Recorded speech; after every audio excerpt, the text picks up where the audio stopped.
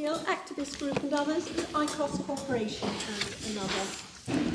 May it please the Court, on this appeal, I appear for the appellants, ICOS and Eli Lilly, together with my learned friend Mr Mitchison and Ms Mogridge. My learned friend Mr Speck, along with Mr Chaxfield and Mr Jones, appear for each of the three respondents, Actavis, Teva and Generics. In terms of logistics, the parties have been allocated a day and a half in which to address the issues arising on Lilly's appeal and also on the respondent's case. Dividing that time equally between us, the timetable agreed is as follows. First, you don't need to tell us, we've got it in front of us. Can I just interpolate, my lady, say we're very grateful to the Court sitting at 10 o'clock tomorrow to... Well, we did deprive you of half an hour by listing you on a Monday, so it seems only fair. We're very grateful, my lady. Turning to the appeal itself, my lady, in its outline, this is a case about a patent which provides a valuable and innovative technical contribution. That contribution is the discovery of the surprising and advantageous technical effect that a drug for erectile dysfunction is effective at very low doses, yet with minimal side effects. Having minimal side effects was surprising because it was thought that you couldn't have efficacy without certain side effects. And this discovery enables the drug to be given daily and overcomes the drawback of the pre-existing erectile dysfunction drug on the market, Viagra, which was only available on demand, that's to say as and when needed. And I'll come back to the implications of that in just a moment. The judge at first instance, Mr. Justice Burse, heard very extensive technical evidence from experts in the field and correctly found that the invention claimed in the patent was not obvious. And that, we say, was entirely in line with the wording of the legislation and with the approach of the European Patent Office and the Enlarged Board of Appeal, their highest court, which focuses very sharply on any new technical effect as justifying a finding of inventive step in cases of this nature. The judge, at first instance, was also applying well-accepted principles of domestic patent law to the facts of this case. The Court of Appeal, we submit, wrongly interfered with the judge's findings and effectively found that the result of a sequence of routine steps must be obvious, notwithstanding that such steps lead to a surprising and unexpected technical effect. And this, we submit, is directly contrary to the approach of the European Patent Office in such cases. It is also unclear, we submit, what actual error of principle the Court of Appeal identified in the judge's approach, and I'll come back to that. For these reasons, we submit the decision of the judge of first instance should be restored on this appeal. Now, in addressing the issues which arise on this appeal, the course that we propose to take is as follows. First, to address the subject matter of the patent in issue and its technical contribution. Second, to address the legislative framework. Third and fourth, to address the relevant case law in the EPO and the UK, respectively. Fifth, to show how the judge came to the right conclusion, that the patent was not obvious on the findings that he made.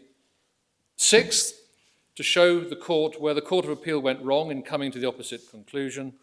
And seventh, and finally, to address the policy implications of this appeal. And as we've intimated to the court, my learned friend Mr. Mitchison will address the court on the third and fourth of these heads, that's to say the case law, and I'll address the court as to the remainder. Now, taking the points in this order, first to address the patent and its technical contribution, just for the court's note, this is dealt with in our case at section D from MS page 150 onwards at paragraphs 59 to 66.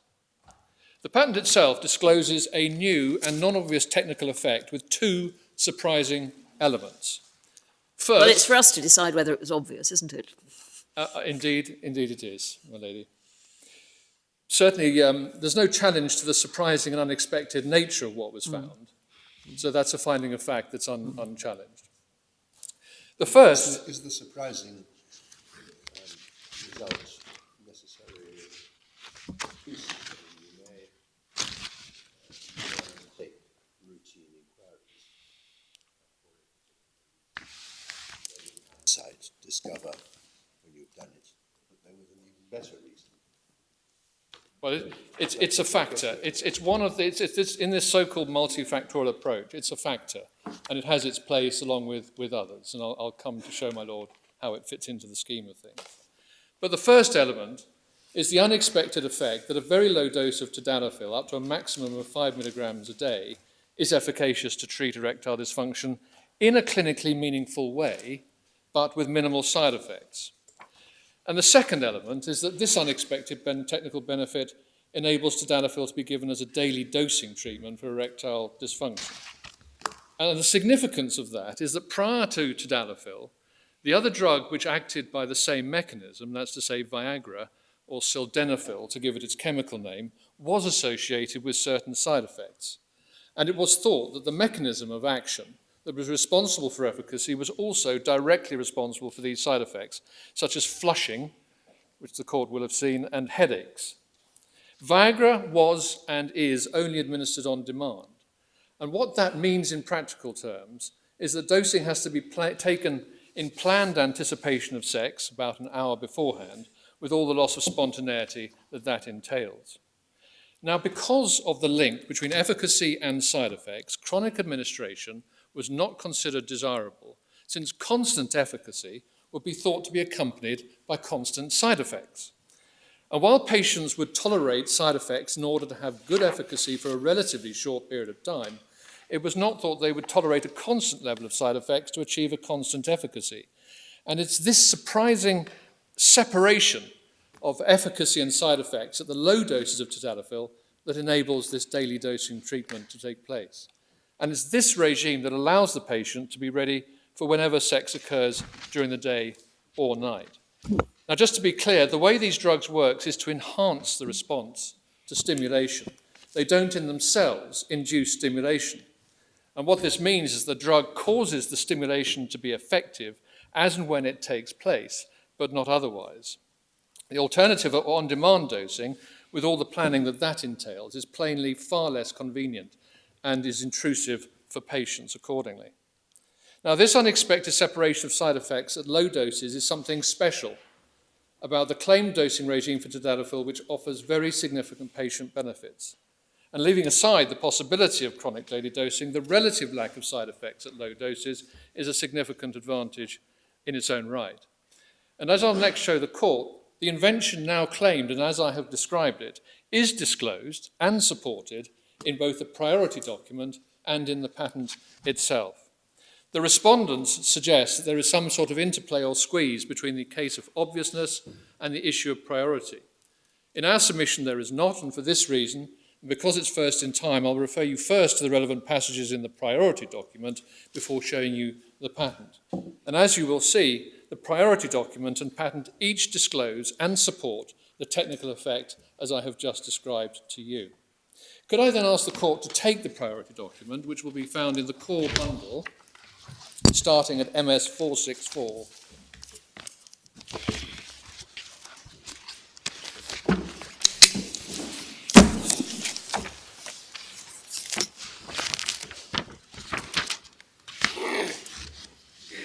As the court will see at 464, it's filed in the United States of America, bears a date in the middle of the page of 30th of April 1999, and bears an application number. Could I ask the court to go first to page 466 and ask the court to read lines 5 to 18 on 466.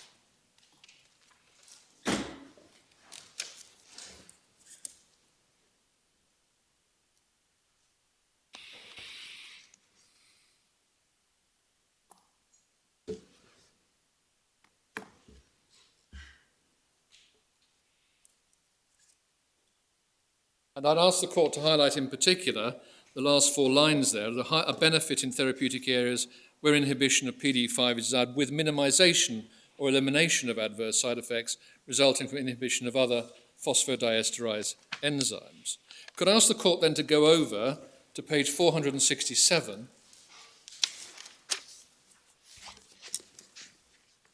and note in particular the references to the prior art Viagra at lines 6 to 11.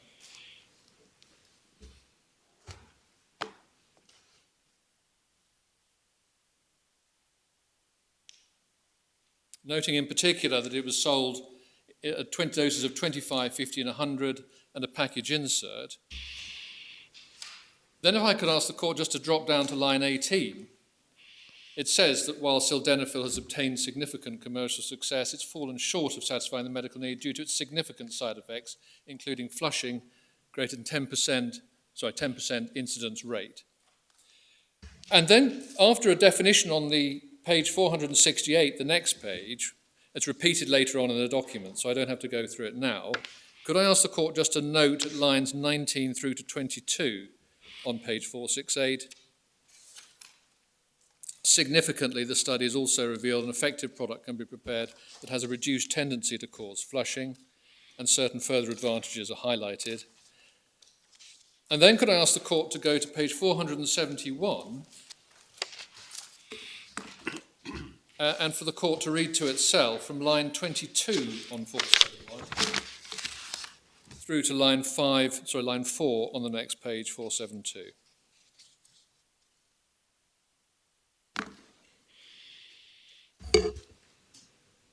Sorry, where did we start on 471? Line 22 on 471. The package insert. Yeah.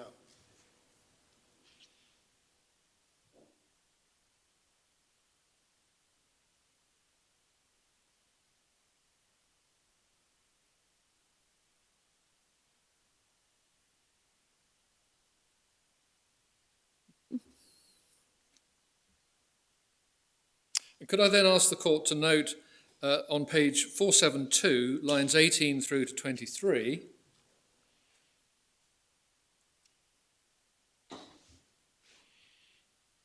and noting in particular the incident rate of flushing demonstrating marked improvement over the prior pharmaceutical products, including a PDE5 inhibitor.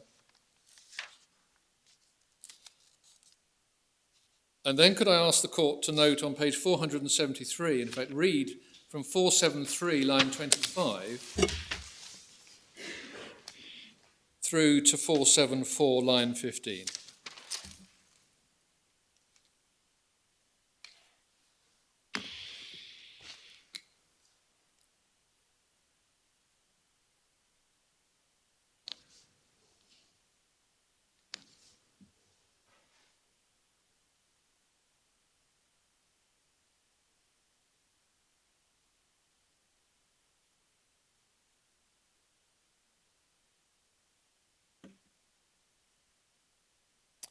Gosh, that's a lot of side effects. Well, as the judge's findings was that these were a significant problem with the previous. Obviously, people were prepared to tolerate them, but a problem, and that led to issues of tolerance. But I'll come to the judge's findings on that in just a moment, my lady. I asked the court to pause at line 15 because the patent then goes on to refer in a long chemical way to one such inhibitor, this 6R trans. Could I ask the court to make a note that that is tadalafil, that is the compound with which we're concerned. It's also called, in the judgment of first instance, quotes the named compound. And it was given that slightly cryptic name because there was an extensive argument at trial as to whether that chemical name, 6R trans, actually designated tadalafil or not. That was resolved against the respondents at first instance, and that was not appealed further, but it occupies tracts of the judge's judgment.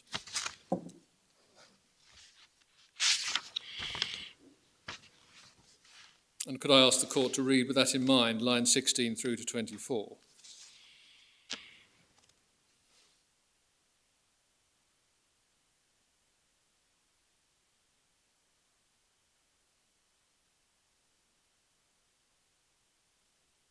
And so bringing this together, before we come to the examples themselves, what has thus been seen already is the molecular mechanism underlying the efficacy of tadalafil as a PDE5 inhibitor, its reduced side effects with its greater selectivity and differential in affecting PDE5 over PDE6 and 1C, which is better than sildenafil. All of that is disclosed and supported. I then turn to the examples in the priority document, starting at 493, because we start with a formulation example at line 18.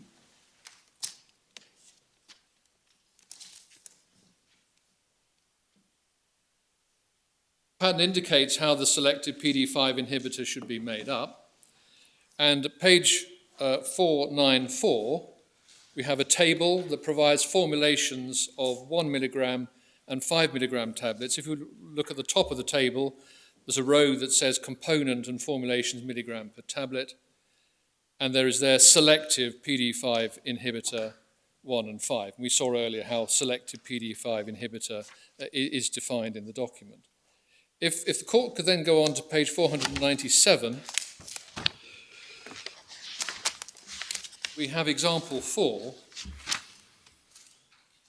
and it has always been accepted from the time evidence was exchanged that example 4 would be understood to be tadalafil. And could I ask the court just to note lines 11 to 19, where in this study, subjects received either study drug at a dose of 10 milligrams or placebo daily for 7. And what is then said at page 498, at the top of the page, in a preliminary analysis of this study, the study drug was well tolerated and there were no serious adverse events. And then could I ask the court to drop down to example 5 and read example 5 over the page to line 15 on page 499.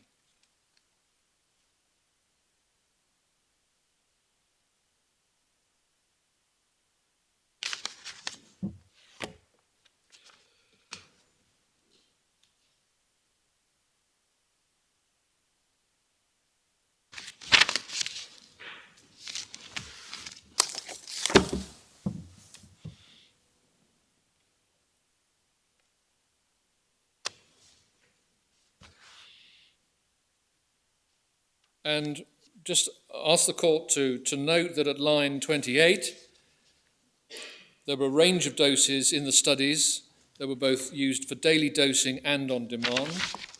And then over the top of page 222, the doses used in the studies range from 5 on one hand to 20 milligrams of compound 5. And these were efficacious and demonstrated 91% flushing and no reports of abnormalities.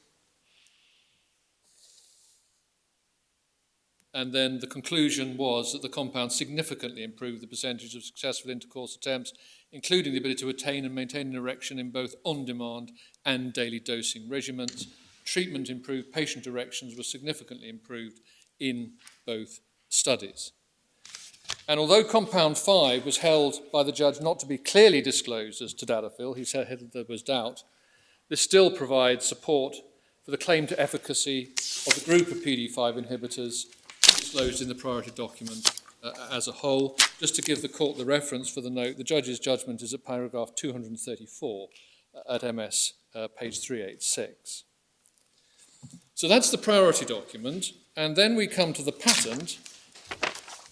And can I ask the court to turn to page MS 447?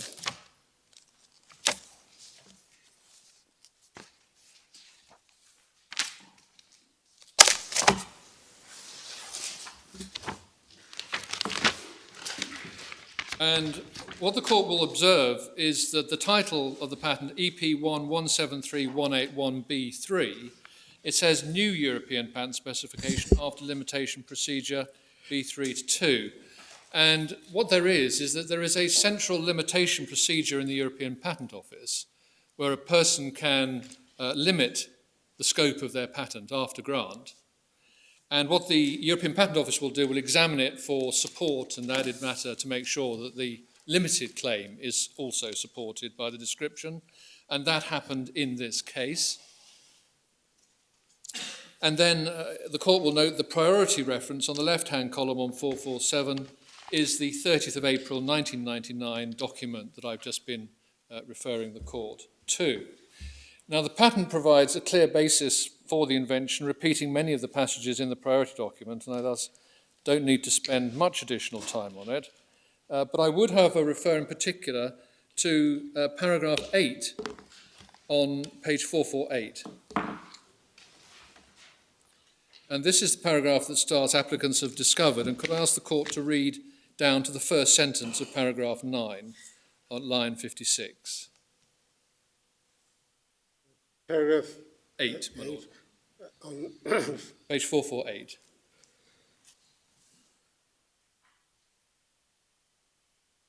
for 8 seems, oh yes.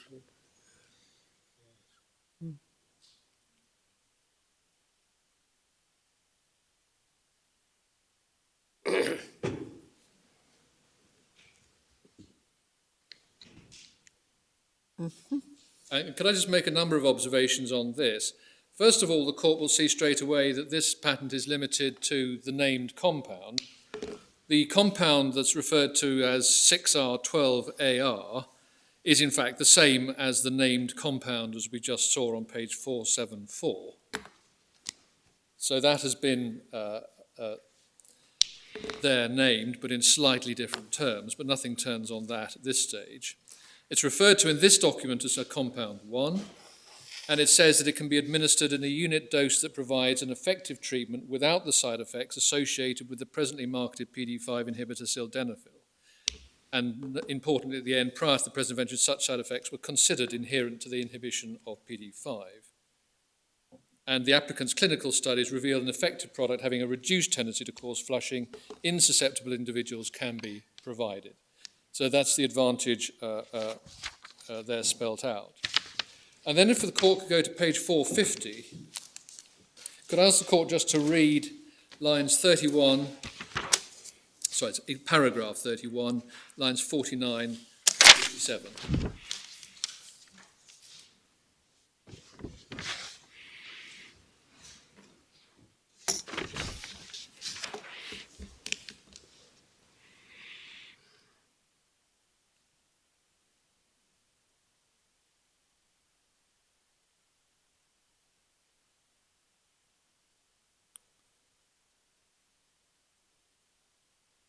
And what the middle of paragraph 31 is making the point that I was submitting to the court previously, that when orally administered, this overcomes the problems and minimises undesirable side effects previously believed unavoidable. And that was, as explained, because the mechanism of action was responsible for both side effects and efficacy. And that's why the low doses now claimed are indeed so very surprising. And the claims are at 458. This is after the limitation procedure. And if the court goes to page 459, the focus of the judgments below has been on claims 7 and 10. Claim 7 is a composite of claim 6 dependent on claim 1 and is in the new so-called EPC 2000 form. Claim 10 is in the so-called Swiss form claim, and because claim 10 is essentially a composite of what's in the preceding claims, I think we can focus on claim 10, and I'd ask the court just to read claim 10, if it would, please.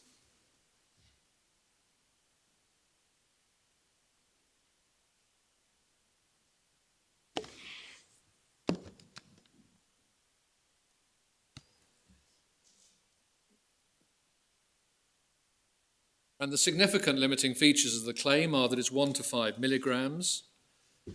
The chemical structure there shown is of tadalafil. And it's for the manufacture of medicament, and here are the operative words, for administration up to a maximum total dose of 5 milligrams per day in a method of treating sexual dysfunction in a patient in need thereof. It's also to be noted in particular what these claims do not cover. They do not cover, for example, and have no impact on the higher doses of 10 and 20 mg, which are the doses used for on-demand use and which the respondents are selling without hindrance. Now, there are important findings of the courts below as to the meaning and technical effect of these claims, and for ease of reference, these can be taken from our case where we brought the relevant paragraphs from both courts together for convenience. And could I ask the court then to go to page 150,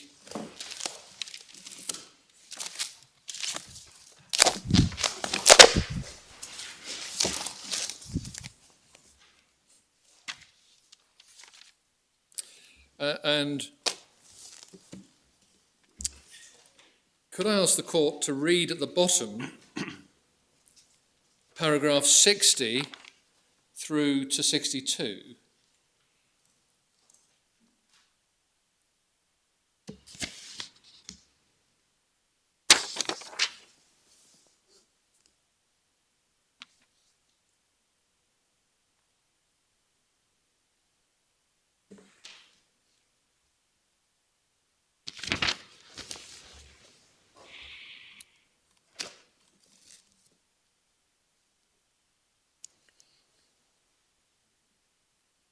And obviously we stress the emboldened words in those findings from the judgments below. Whilst the court has paragraph 62 out, in particular the reference to paragraph 42, there Lord Justice Kitchen refers to the fact the judge was satisfied on the basis of the expert evidence given by Dr. Brock that side effects such as headache, backache, myalgia and flushing have a significant impact on patient tolerability, and the lower incidence of these effects seen at doses of 2 and 5 would be seen as a real advantage. Keeping one's hand there, or notionally, could I ask the court to go back to page 141 in our case?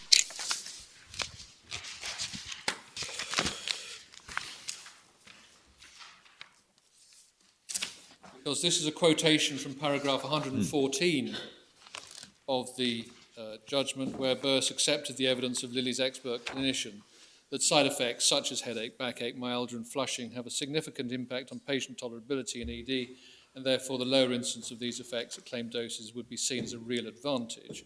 And could I also ask the court just to read footnote 5, which has some bearing on the different evidence that's been led in different jurisdictions, no less.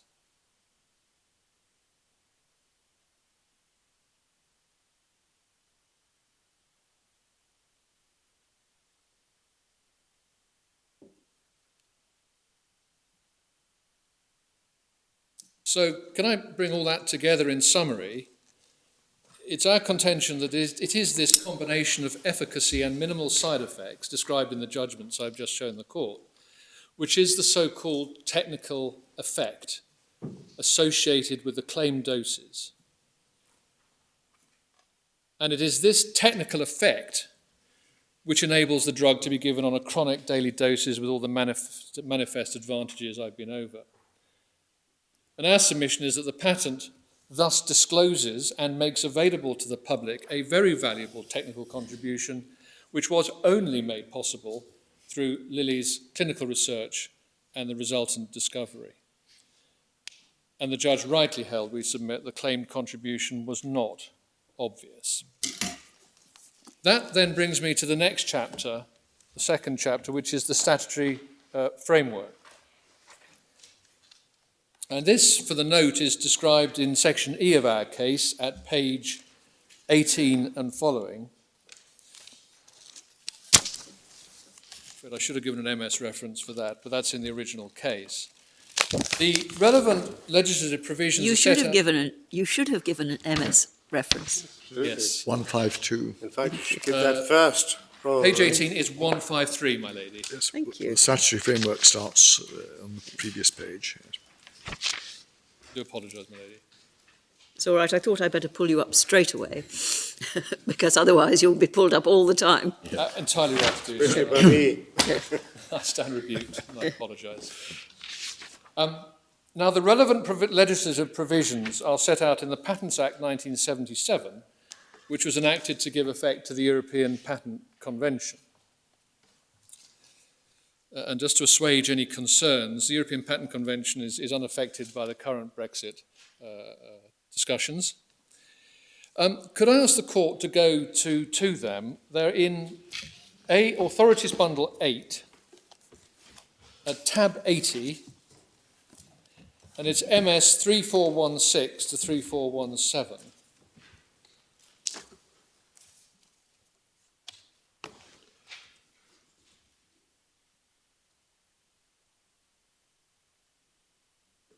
And just for the note, when it comes to writing or considering a judgment, the provisions are also to be found as an annex to the Statement of Facts and Issues at MS 128 to 132.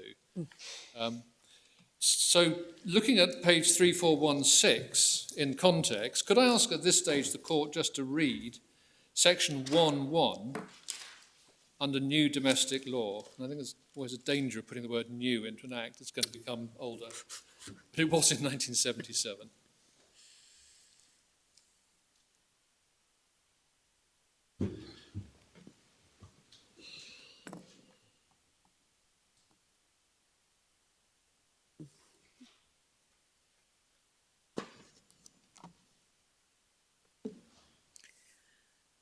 Now, also, could I ask the court to look at the novelty provision section 2.1 and 2.2?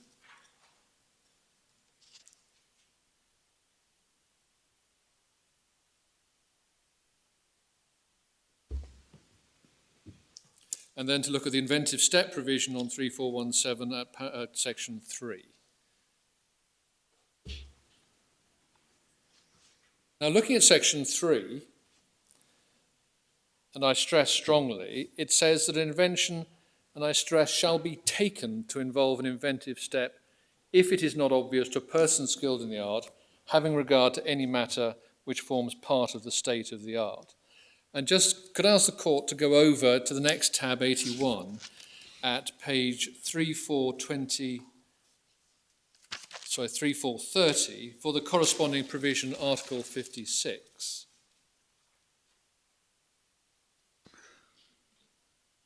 Sorry, 3430. Thank you. On the right-hand side, an invention shall be considered as involving an inventive step if, having regard to the state of the art, it is not obvious to a person skilled in the art. And I know Lord Justice Jacob always used to rail against the use of different words, considered or taken to. And that is the statutory question, and there are two critical points and submissions I'd make as to them. The first critical point is to note that the words shall be taken to or considered as means that this is a deeming provision in effect, i.e. there shall be taken to be an inventive step if what is claimed is not obvious. The issue of obviousness is thus the overriding question, and that is the sole question which determines whether or not there's an inventive step. So one cannot avoid that question of obviousness by instead asking whether a step or series of steps needed to get to an invention is, quote, inventive or not. Not least, there is no other definition of what, quote, inventive is in the Act other than what is not obvious. Accordingly, one cannot default to an abstract notion of what might be an invention or involve an inventive step, and it's not the role of the court to look for one in any other sense other than what is or is not obvious to the skilled, unimaginative person at the priority date. So the test doesn't therefore require the court to look for some eureka moment or for some scintilla of invention in what the patent has done. It just has to ask whether what is claimed is obvious or not at the priority date.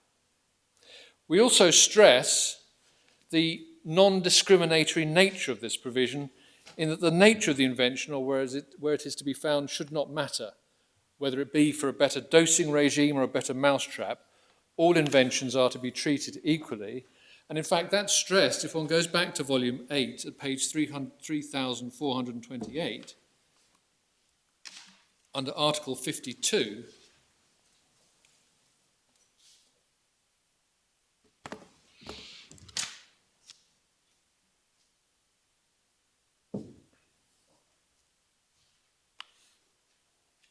we see it says that European patents shall be granted for any inventions in all fields of technology, provided that they are new, involve an inventive step, and are susceptible of industrial application.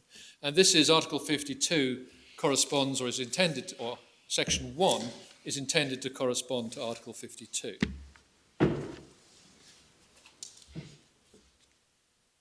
Now, the second critical point on the statute and Section 3 is that obviousness is to be judged, and every word here is important, having regard to any matter which forms part of the state of the art. And we saw the state of the art defined in Section 2 as that matter which has at any time before the priority date of that invention been made available to the public.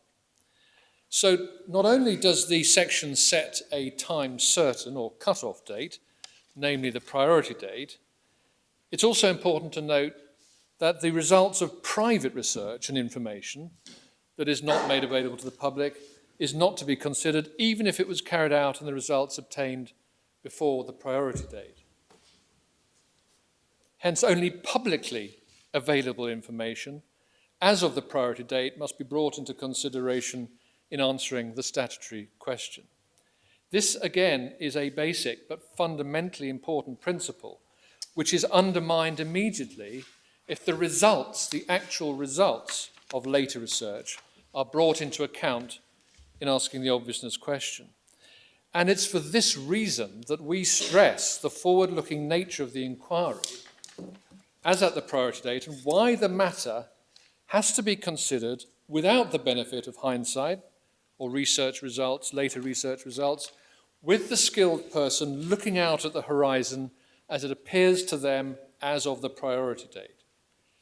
And as I'll come on to discuss, when the statutory question is applied correctly in this case, the patent is not obvious, we submit, as the judge at first instance rightly held. It is our submission that the Court of Appeal erred in their application and consideration of the statutory question and wrongly found it wasn't obvious. And that, we submit, is very starkly illustrated by paragraph 155 of the judgment of Lord Justice Floyd at MS 321 of the core bundle.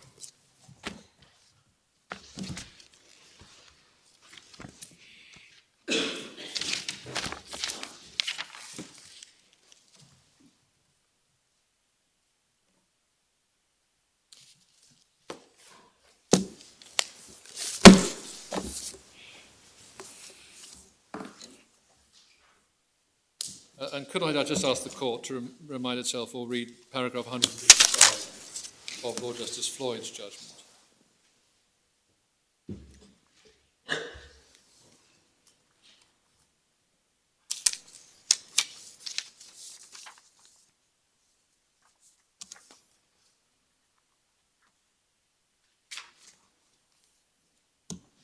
I think you say that is the correct test.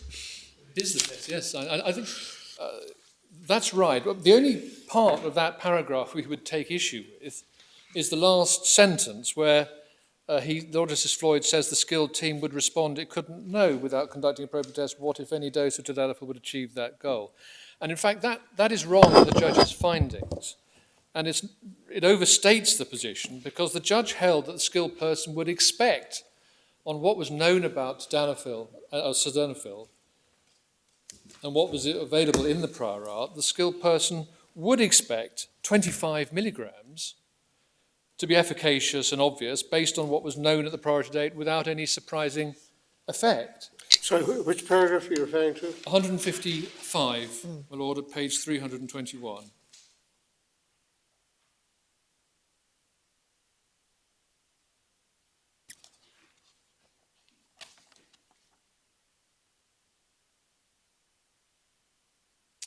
And the Court will see where the judge made those findings, that 25 milligrams would be expected to work without any surprising effect.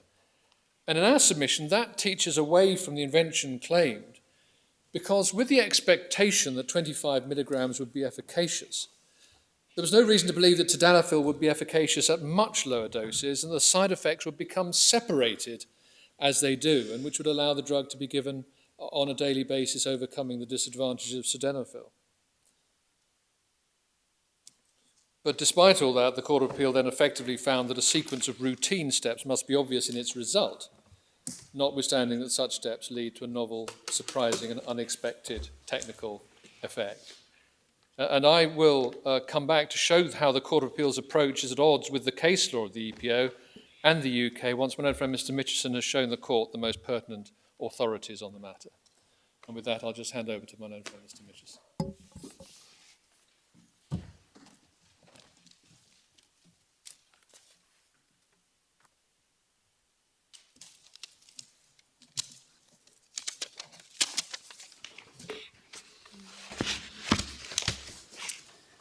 My lady, my lords, I'm going to deal with the relevant authorities, and the purpose is to show that my learned friend's statements of principle are well founded in the case law. I'm going to address the European Patent Office law first and then turn to the United Kingdom law. And for your note, the EPO case law section of our case is at section G from paragraph 108, that's on page MS 163 onwards. Now, the most important EPO case is case G2 of 08, which is the dosage regime Abbott respiratory case. And this is the leading decision of the enlarged Board of Appeal of the EPO on dosage regimes. And in case there are any members of the court who aren't familiar with how the EPO Boards of Appeal are structured, if I may just give a brief explanation. Administrative decisions in the EPO are made in the examining division pre-grant and the opposition division post-grant, relating to the validity of applications and patents respectively. And these administrative decisions can be appealed to the technical boards of appeal, which fulfills a judicial function. There are 28 different divisions of the technical board of appeal arranged by technology, and hearings take place before 3 members, 2 technical and 1 legal. And these boards hear over 2,000 appeals per year, arising approximately equally from the examining division and the opposition division. There is no system of precedent between the boards, but what are thought to be the leading cases are published in the EPO official journal, and the case law is summarised in a publication called the Case Law of the Boards of Appeal, which is updated every couple of years. It looks like this, and there are copies of that, extracts from that in the authorities bundle. Now, if it's apparent that there is a divergence in approach between different divisions of the technical boards of appeal, or a point of law of fundamental importance arises, cases can be referred to the enlarged board of appeal. This happens very rarely. There are only between 1 and 5 cases a year on average. And the composition of the enlarged board is made up of senior members of the EPO boards of appeal and national patents judges. And indeed, Mr. Justice Arnold is the current United Kingdom nominee on the enlarged board. So with that background, could I please turn to the decision G2 of 08, which is in the authorities bundle tab, volume 6, tab 68 at MS page 2938.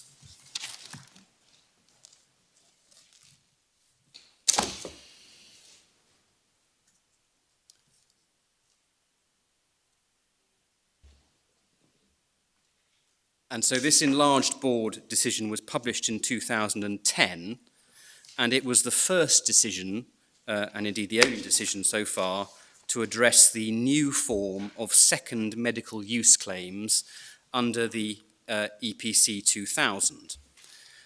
It was also the first enlarged board decision to deal with second medical use claims for some 25 years.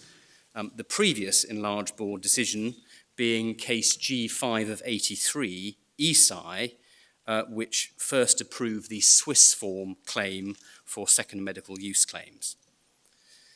Now, the case referred in G2 of 08 concerned a dosing regime for the treatment of hyperlipidemia, that is to say high fat levels in the blood, which increase the risk of stroke and heart disease. And the novel dosing regime claimed was once a day prior to sleep. And it was said that this novel regime led to reduced side effects in the liver, and as a result, the Technical Board of Appeal, who made the reference, found the regime to be inventive, but referred it nevertheless because there was a question of principle as to whether it was patentable at all under the medical use provisions and the medical treatment exceptions. And the questions referred can be seen on page MS 2941, numbered 1, 2 and 3, and if the court would read those, I'd be grateful.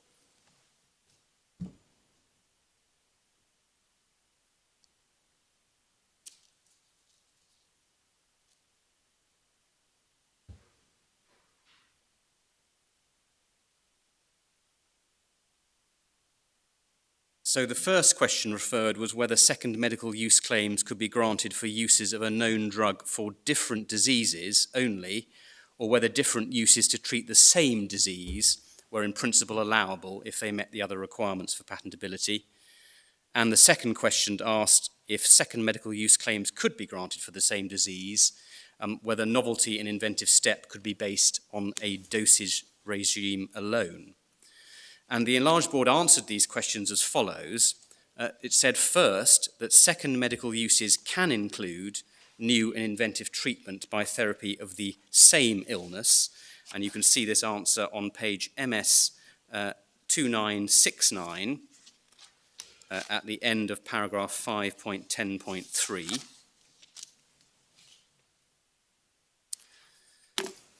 And as to the second question, the enlarged board held that such patenting was also possible where the only novel feature of the treatment is a new and inventive dosage regime.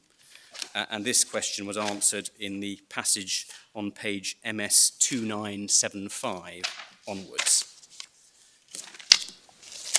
And if I could ask the court please to read on page 2975, paragraph 6.1, and then on page 2976, paragraph 6.2, and the first two paragraphs of 6.3, please.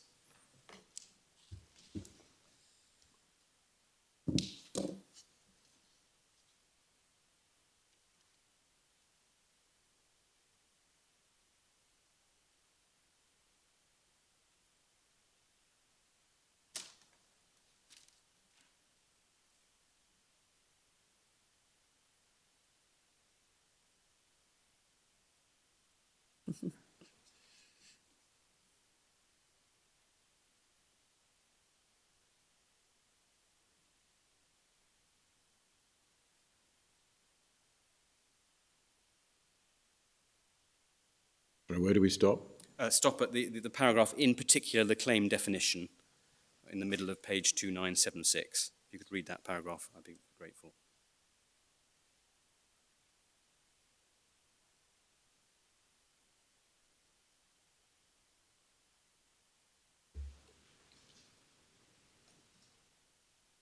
And from this, we submit it's clear that there is no reason to treat a feature consisting of a new dosage regime of a known medicament any differently to any other type of claim. And what matters in particular is that a different technical teaching is reflected in the claim definition of the dosing regime. And that's particularly the last few words of the second paragraph under 6.3, where it refers to a different technical teaching. Have I correctly understood that the way the issues or the questions were framed invited the board to take inventiveness as read? It wasn't about inventiveness, it assumed inventiveness. It wasn't about inventiveness, but as I show you in this passage and the passage on the next page, they say that the same considerations apply both for novelty and inventive step. And this is entirely consistent with all of the case law in the Boards of Appeal applying the problem-solution approach. So your Lordship's absolutely right. It was a reference made under the head of novelty, but in giving the reasons, the enlarged board said it also applied to inventive step. This case, like the present case before the court, was about the technical teaching was about reduced side effects. And so we say there are obvious parallels. As it continued in paragraph 6.3, the board went on to discuss its ruling by reference to the previous case law, and the court will see the last 4 lines on page 2976 refer to typical cases where technical effect is identified. And then if the court could please read the first two paragraphs on page 2977 as the board continued.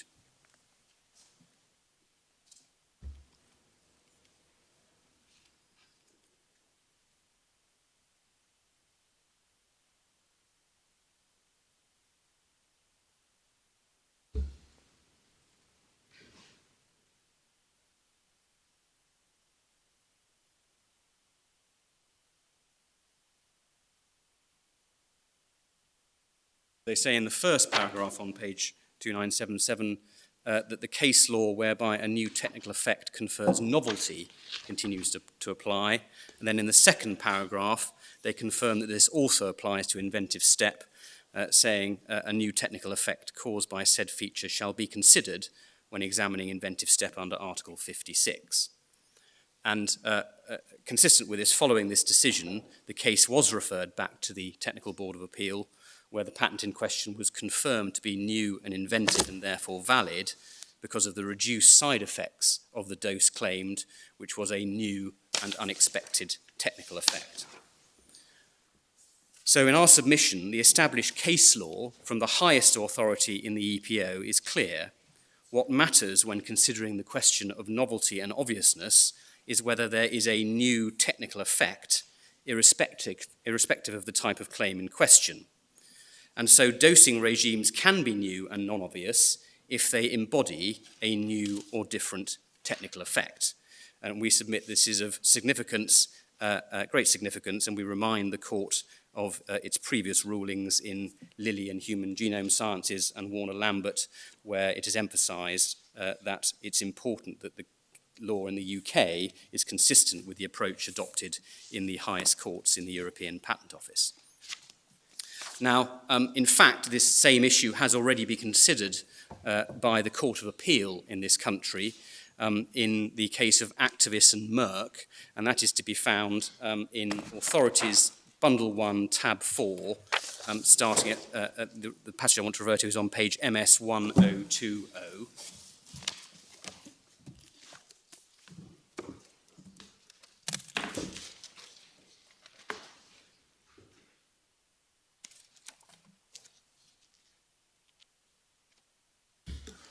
And this case was actually heard prior to the case of G2 of 08.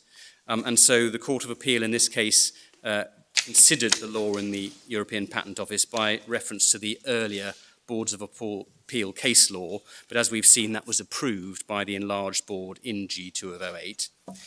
And if the court would look, please, at paragraph 28, you'll see that the Court of Appeal asked itself the same question as the enlarged board had been asked in G2 of 08. And then it answered it for the policy reasons it gave in paragraph 29, and I'd be very grateful if the court would read paragraph 29 on page MS 1021.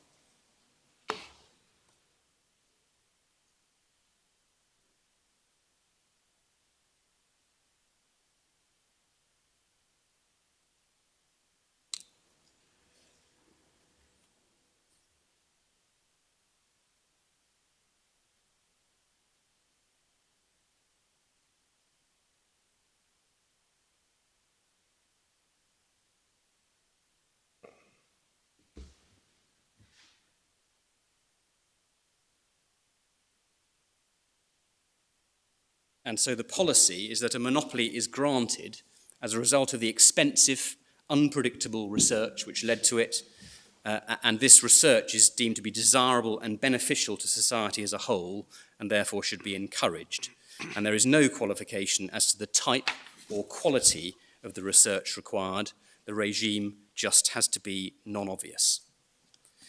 And this decision, the reasoning in this decision was referred to and approved in G2 of 08. Now, I said I'd explain why this focus by the enlarged board on the new technical effect in G2 of 08 is entirely consistent with the standard approach in the EPO to obviousness using the problem-solution analysis. And this problem-solution approach is said to be expressly designed to avoid an ex post facto hindsight analysis. The problem-solution approach focuses on identifying what the technical effect is when deciding where to set the hurdle for asking the obviousness question. And indeed, the respondents themselves accept the importance of the technical effect demonstrated by what is claimed, and we can see that in paragraphs 97, 108, and 192 of their written case. And that's MS 219, 222, and 245. Now, the problem-solution approach is set out in many places in the case law, and perhaps the most convenient place for us to look at it is in our written case at page MS 165 in the core bundle.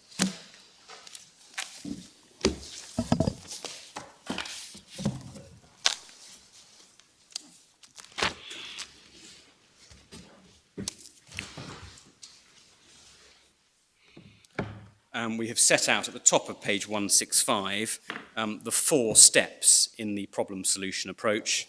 The first, to identify the closest prior art. Then the second step, to assess the technical results or effects. This is identifying the technical effect achieved by the claimed invention. Then third step, to define the problem to be solved. And then finally, ask whether the skilled person would have suggested the claimed technical features in order to obtain the results achieved by the claimed invention. So a critical part of this analysis is to identify the technical effect in step 2, and then in step 4 to ask whether the skilled person would have suggested what is in the claim in order to achieve the technical effect. And to see how this works, we've transposed the analysis to the facts of this case, and we do so in paragraph 121 of our case on page MS 167. We say that applying this approach to the facts of this case, firstly, identify the closest prior art, that's the Dogan prior art. Second step is to assess the technical results or effects achieved by the claimed invention when compared to the closest state of the art. And my learned friend has already been over that with you. Here, the technical effect is efficacy at low daily doses, but with minimal side effects. Third, identify the problem. And then fourth, ask whether the skilled person would have suggested what is in the claim in order to obtain the technical effect, the results achieved by the claimed invention. And in our submission, on the facts of this case, there's nothing in the prior art which suggested doses at 5 milligrams a day or less as a means of obtaining efficacy and minimal side effects.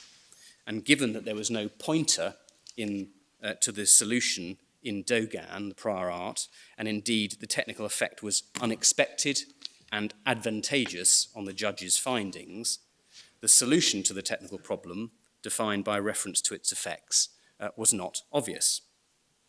And we support this analysis by reference to cases in the European Technical Board of Appeal, European Patent Office Technical Board of Appeal, and the closest one on the facts that we have found is the nucleoside Wellcome case, T91 of 98, which is at the Authorities Bundle 6, tab 64, beginning at page 2870. 2870. 2870, yes, thank you.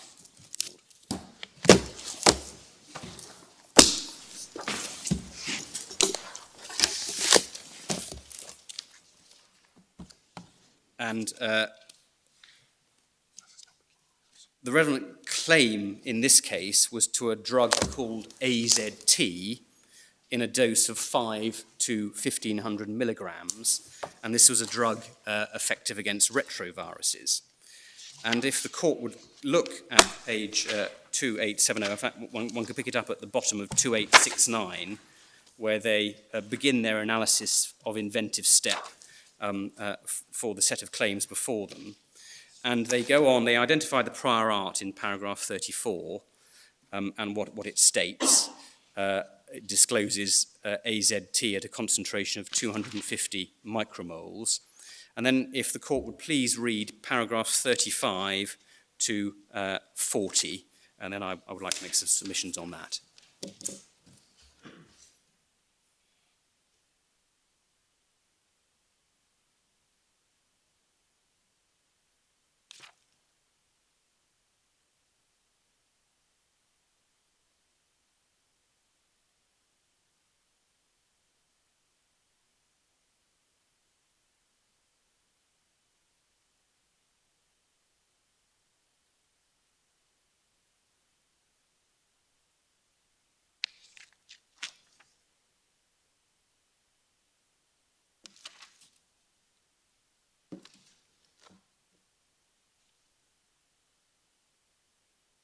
So in our submission, paragraphs 38 and 39 in particular show how the EPO would approach this case.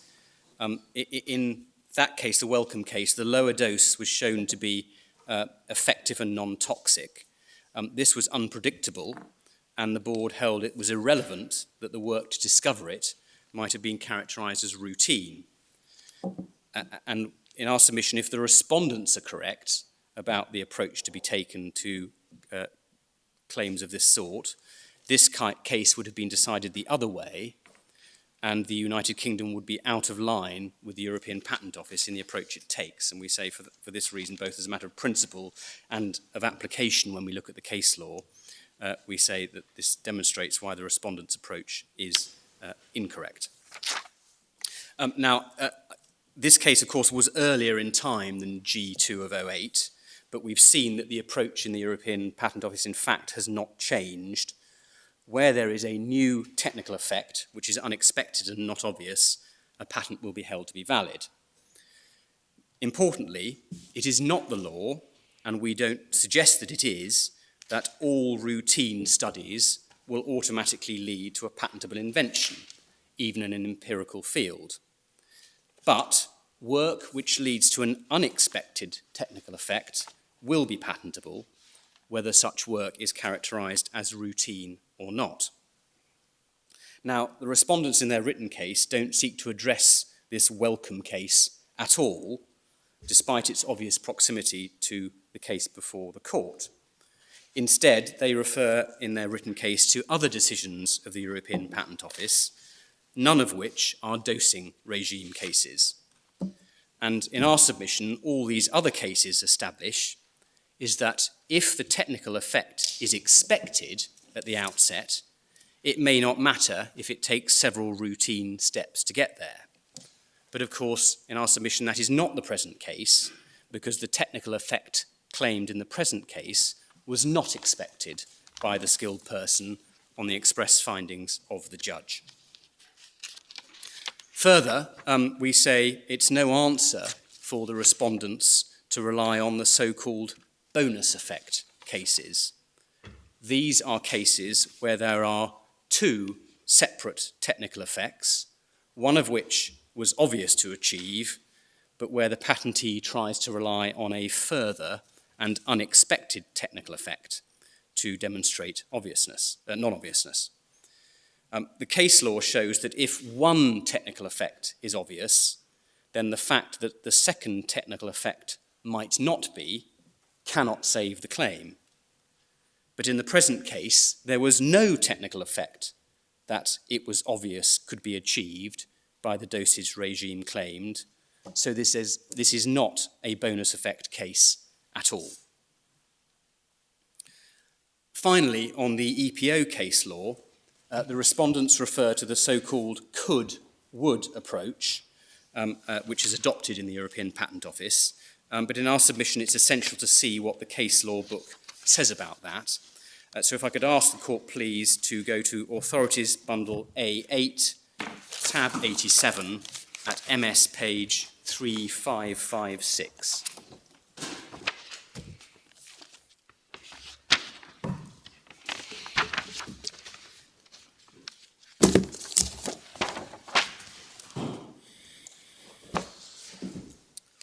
So this is an extract from the case law book that I referred you to earlier. And if the court could please read the paragraph under the heading 5, could-would approach.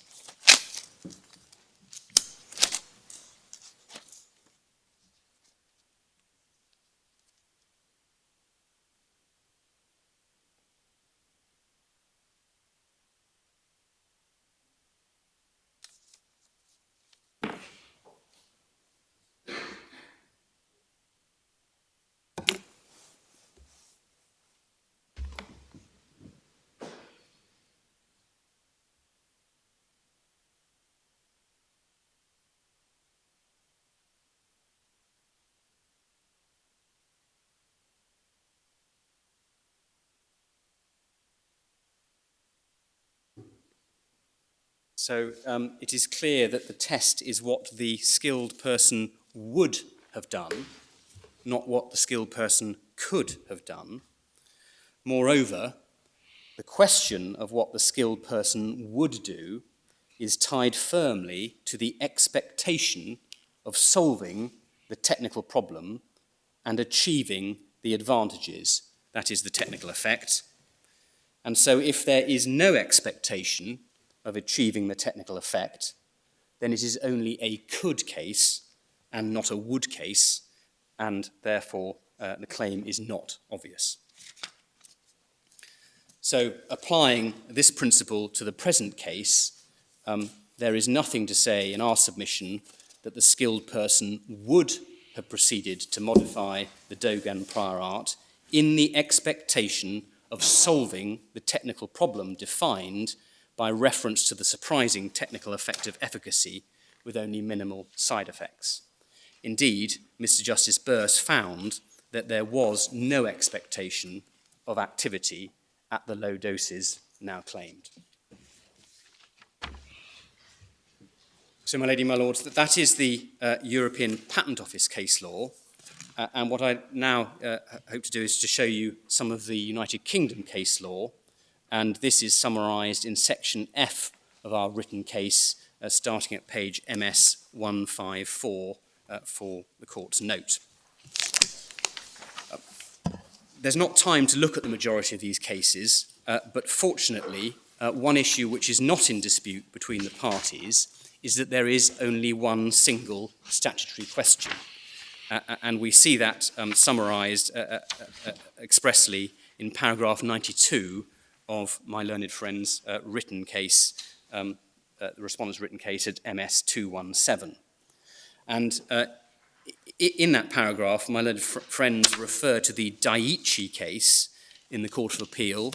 And if I may start with that, please, that's at Authorities Bundle 2, tab 20, page MS 1518. 151. 1518.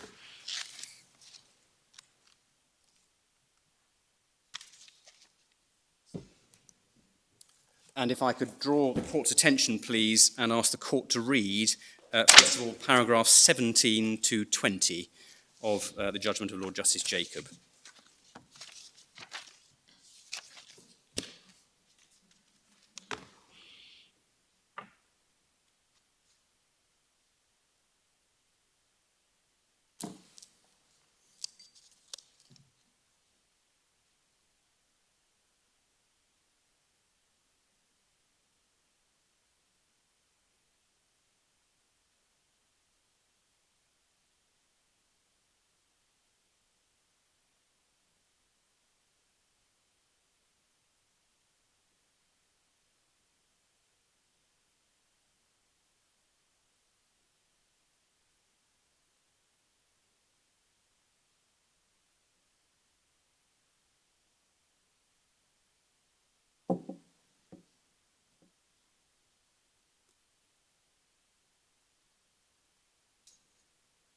So what Lord Justice Jacob does here, he emphasises in paragraph 17 that there's only one statutory question.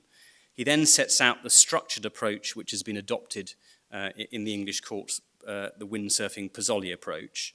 And then he discusses in paragraphs 19 and 20 whether that's similar or not to the problem solution approach in the European Patent Office. And he concludes in paragraph 20 that there is no difference between the problem solution test in the EPO and the UK Pozzoli windsurfing approach.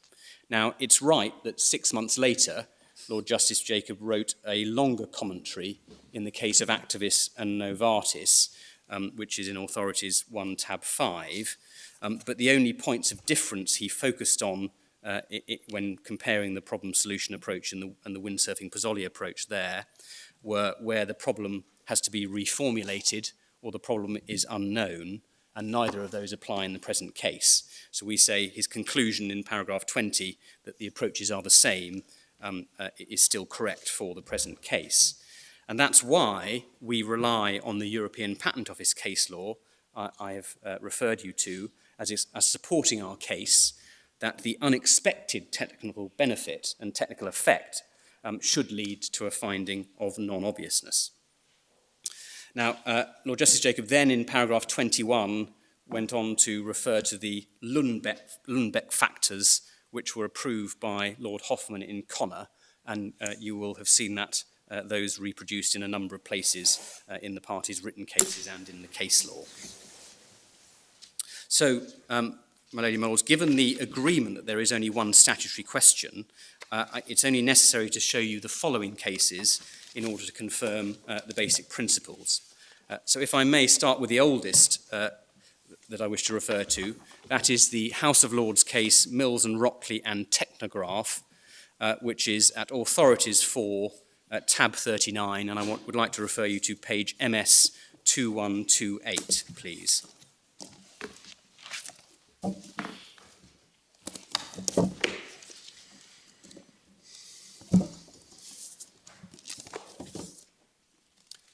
So it's the speech of Lord Diplock, and if the court could please read line 34 on page 2128 to the bottom of the page.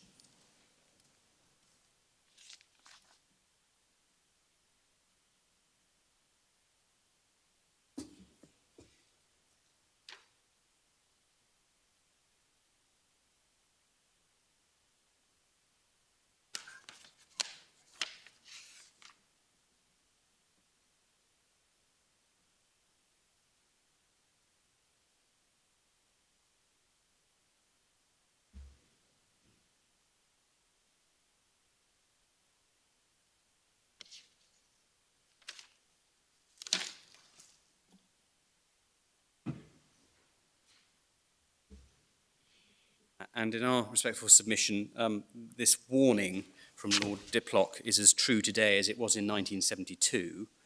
So an ex post facto analysis of the steps needed to reach the invention is not appropriate, and a claim can be non-obvious, even though no step taken in isolation calls for any inventive ingenuity, as Lord Diplock put it. And what matters is whether the skilled person could perceive that the final result was attainable from the starting point without the benefit of hindsight. We say this echoes the EPO approach.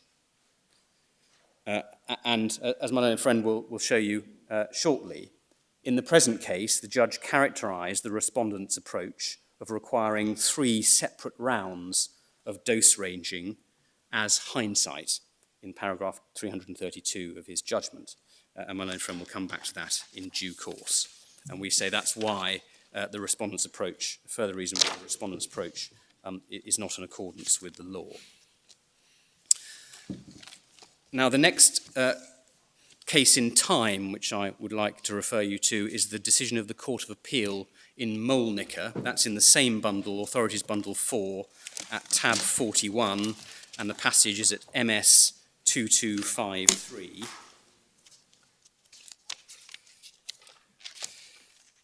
And this is the judgment of the Vice-Chancellor, Sir Donald Nichols, giving the judgment of the court.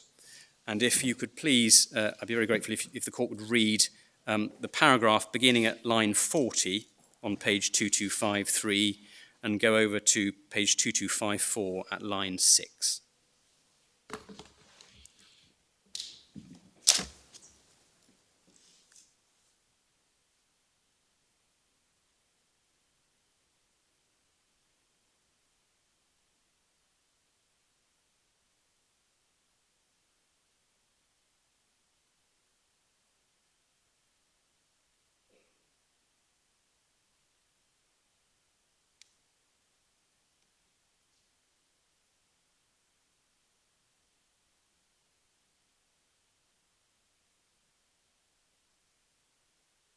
And there are 2 observations to make in respect of this passage, if I may. First, as my learned friend will show you, Lord Justice Kitchin, in the present case, appeared to fail to follow the advice given by Sir Donald Nichols, and seemed still to be looking wrongly for the scintilla of invention, which Sir Donald Nichols said was not the appropriate approach at line 48. Moreover, the respondents appear to submit that dose-ranging studies are not sufficiently inventive to deserve the grant of a monopoly, reflecting the wrong approach set out by the Chancellor at line 46. And we say that neither of these approaches of Lord Justice Kitchin or the respondents is the correct one, as this authority explains. The next case I would like to refer you to is the last time that obviousness was considered by the House of Lords. That is Connor and Angiotech, which is at Authorities tab 15, page MS, Authorities 2, tab 15, page MS 1407.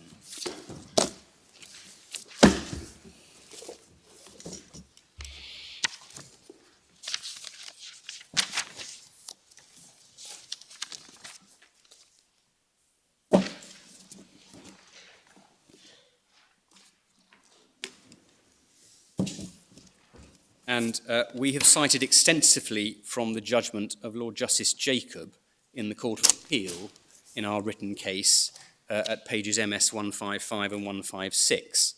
And we continue to rely on that because these passages were expressly approved by Lord Hoffman in the House of Lords, and that's paragraph 42 of Connor on page 1407, which the court has already seen cited in the Daiichi case as relevant to the issues of obvious to try and expectation of success. Now, the other passages in Connor which I would like to refer you to, firstly, on page 1401, paragraph 19, if the court could please read that. Sorry, one? 1401, paragraph 19.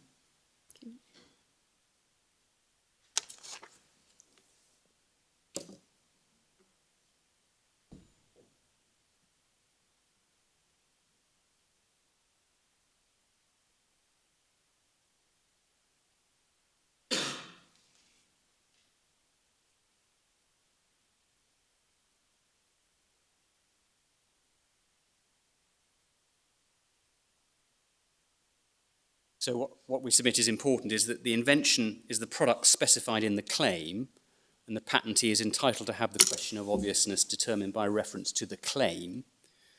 This is fundamental because if the exercise is not carried out by reference to the claim, then the technical effect associated with it, which lies at the heart of the invention and its technical contribution, is liable wrongly to be disregarded. And that's why in the present case, the respondent's continued reference to the dose-response curve is an irrelevance because the patent doesn't claim a dose-response curve, it claims a specific doses. So it's important, we say, to focus on the claim, and that's what Lord Hoffman was explaining here. Further, Lord Hoffman goes on in paragraph 27 on page 1403 to explain that the teaching of the specification can be relied on to support the technical effect in the claim. And if the court would please just look at paragraphs 27 and 28.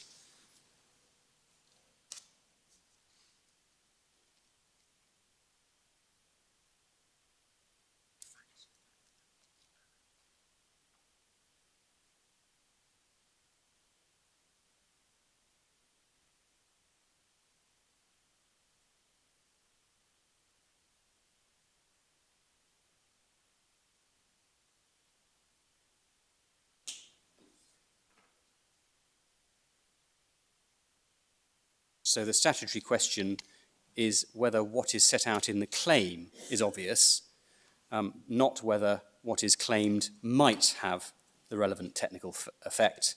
And that's in paragraph 28, which of course was cited by my Lord Sumption very recently in the Warner-Lambert judgment. The last point on the Connor decision, if I may, could I ask you to turn to MS page 1408, which is the speech of Lord Walker, and at paragraph 48 of that, he refers to and was clearly influenced by an article by the late Sir Hugh Laddie, Patents, What's Invention Got to Do with It? There isn't time, I'm afraid, to go through that now, but for the court's note, the article is at Authorities Bundle 8, tab 89, and we would respectfully ask the court to look at, if it has time. What page number? Yes, pages MS 3580 to 3582. They're the last 3 pages of the article.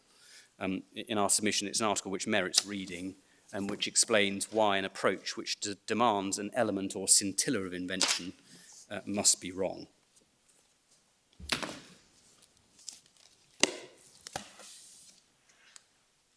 Now, the next case I'd like to refer to penultimately is Medimune and Novartis, which is referred to at various parts of our written case, and particularly in relation to the obvious to try analysis. Before you do that, was Lord Neuberger correct to say that the decision in Connor represented a significant development in UK patent law?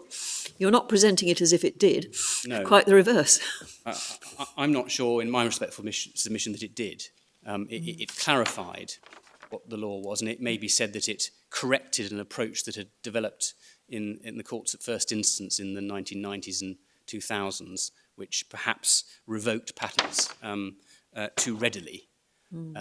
And to that extent, it did correct the case law in the United Kingdom, correct the approach in the United Kingdom, but in my submission it's entirely consistent with the long-held approach in the European Patent Office, and for that reason it didn't reflect a change compared to the overall body of case law across Europe.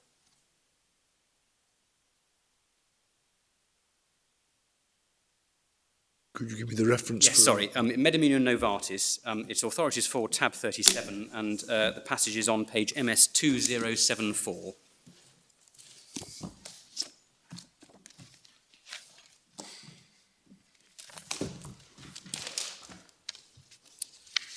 And so there are two passages, if I may, in this judgment I'd like to refer you to. Firstly, if I could ask the court please to read paragraphs 90 and 91 on page 2074, which discuss the relevant factors that may be in play assessing expectation of success.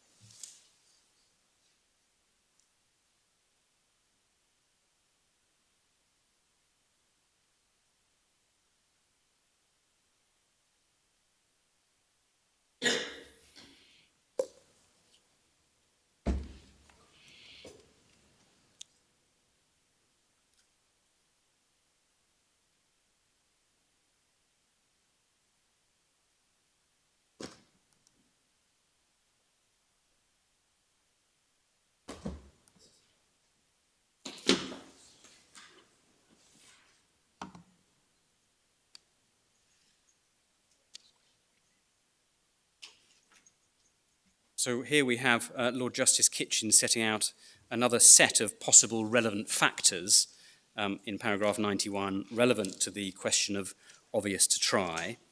And in particular, he does refer to experiments, routine experiments in this passage, but whether or not proposed experiments in a project are routine is just one factor in one element of the obviousness analysis. And it's absolutely not the law in our submission that if the tests are routine, the outcome is obvious. It's far more complex than that.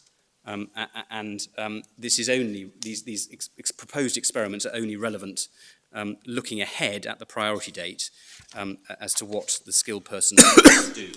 Yes, you say if it is, as it's agreed to be, a multifactorial exercise, you can't just say routineness trumps all. Absolutely. Yes. Absolutely.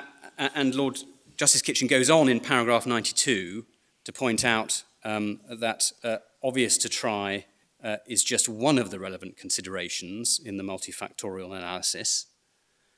And that's why he points out in paragraph 93 that in the end the court has to return to the statutory test, and why the determination of the trial judge who made the multifactorial evaluation, having heard the evidence, should not be lightly interfered with, and that's his observations in paragraphs 94 and 95.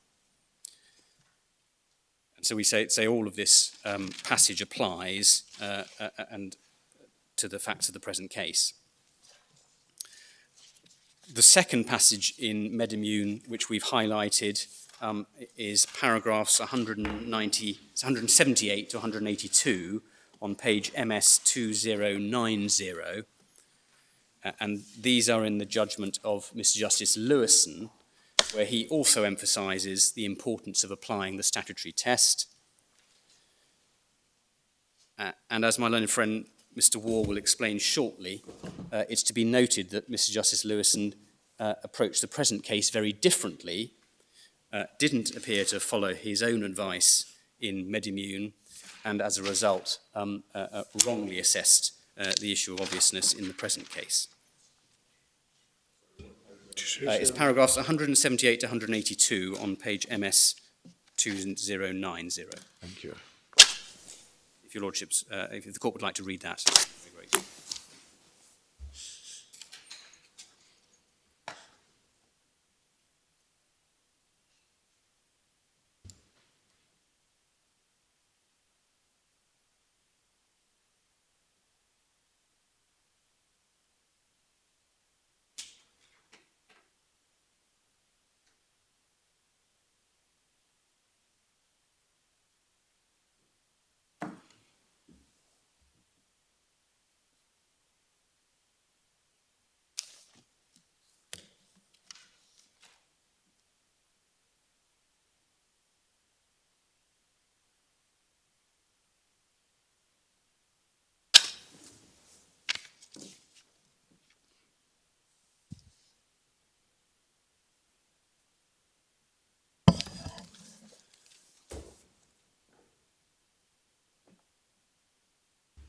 In our submission, Lord Justice Lewison didn't follow this approach in the present case.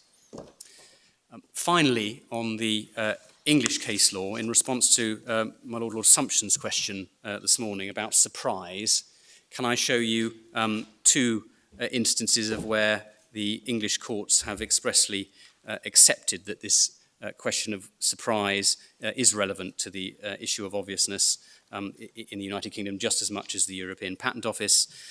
Those are, first one is at Authorities 2, tab 21, page MS 1597.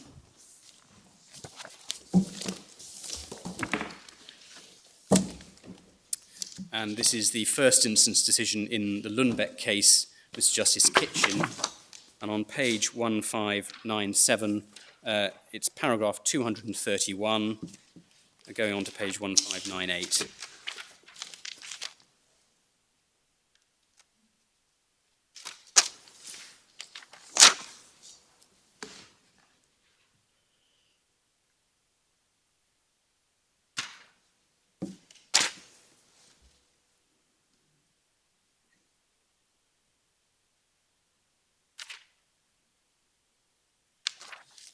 And the court will see a reference to Hallen and Brabantia there. That is a bonus effect case, because in that case, the court held that it was obvious to put Teflon onto the corkscrew in order to help put the corkscrew into the cork. So that was one technical effect. And then there was the second technical effect that having put Teflon on the corkscrew, the cork would be removed more easily from the bottle. And so that second technical effect couldn't save the claim from a finding of obviousness if the first technical effect was obvious to achieve. But as I explained, that is not this case, because there is no expectation of obtaining either of the technical effects set out by the claim in the present case, and for that reason it's not a bonus effect case. And then we see a similar passage in the judgment of Mr. Justice Floyd in the next tab 22, page MS 1622, and it's at paragraph 87 in Mr. Justice Floyd's judgment. And if I could ask the court to read paragraph 87, please.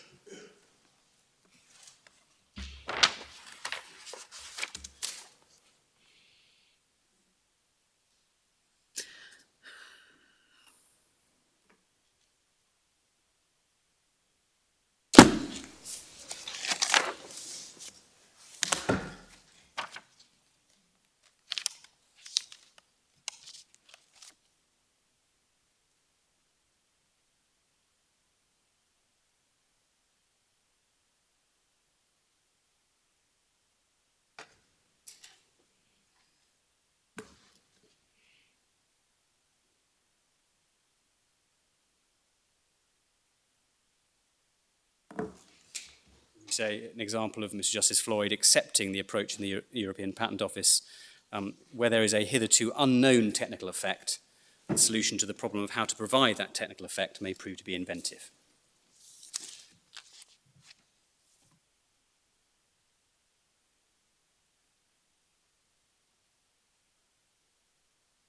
And unless the court has any further questions on the case law, either in England or the European Patent Office, I will, with permission, hand back to my learned friend Mr. Ward to deal with the judgments below. It would appear not, Mr. Hudson. Thank you very much. I'm very grateful.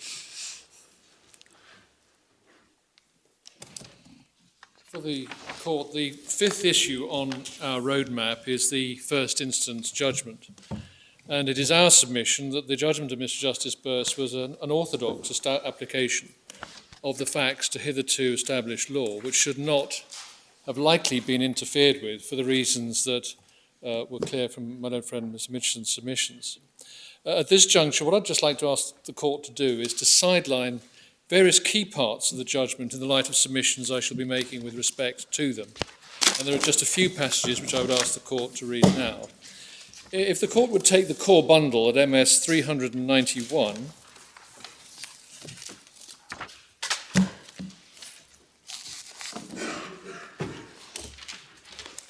this is where the section on obviousness of the 181 patent in suit starts. There were in fact two at trial, which is why they were distinguished. But this is the 181 patent. And what the judge does at 257 on MS 391 is to pose the statutory question where he says the invention must involve an inventive step, which means it must not be obvious. So he's applying the deeming approach, if I can put it that way. And then could I ask the court just to read paragraph 258?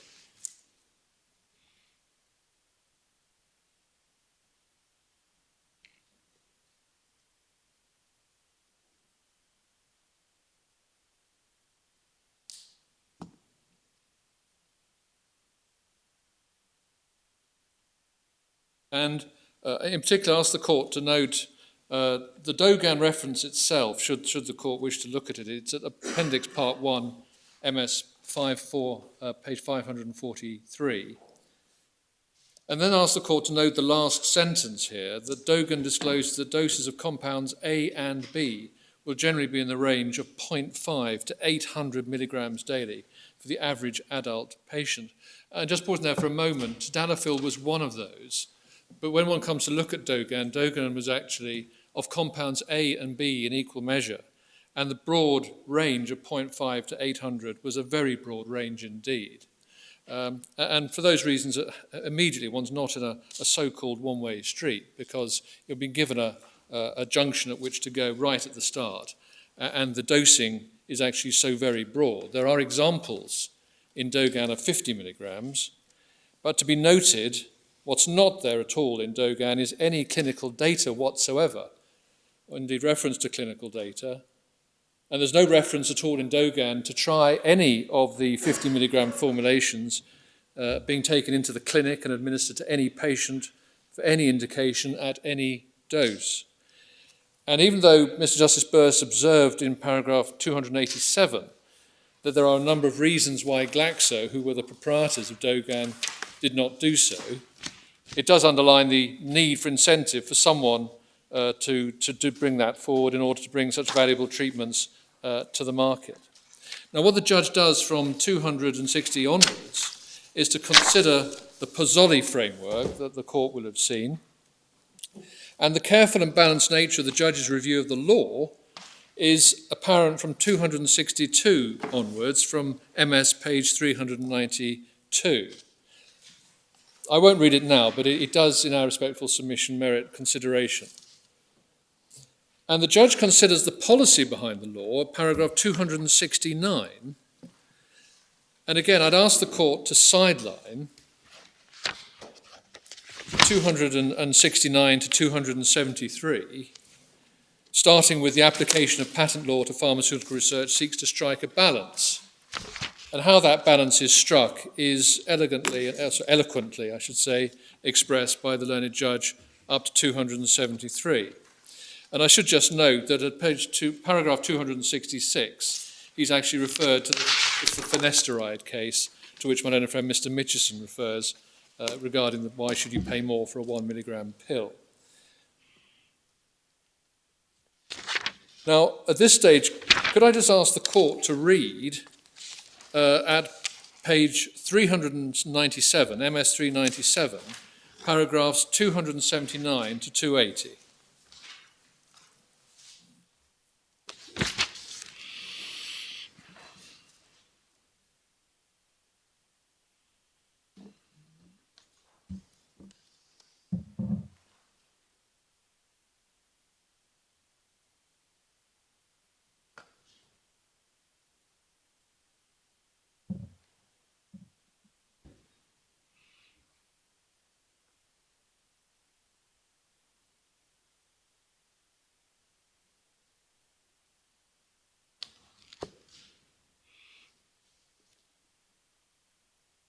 And that ends with the skilled team's views about the likely prospect of success must always be taken into account, both step by step and overall.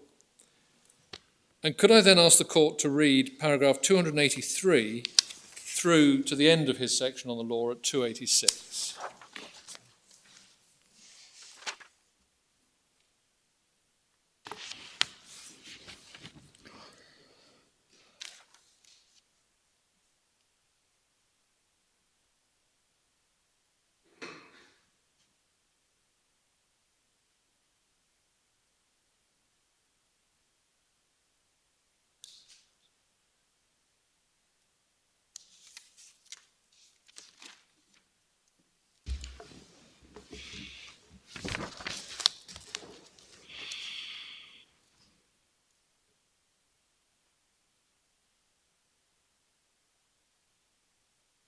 And particularly the explanation in 286, why the Lundbeck approach, Connor approach, is considered to be significant and useful, and it never was intended to be a non-exhaustive list, and he adds some into there. Just going back to page 398, 283, just for the court's note, Hannon and Brabantia is at Authorities 2, tab 25, and Shearing Plough and Norbrook was at A5, tab 51.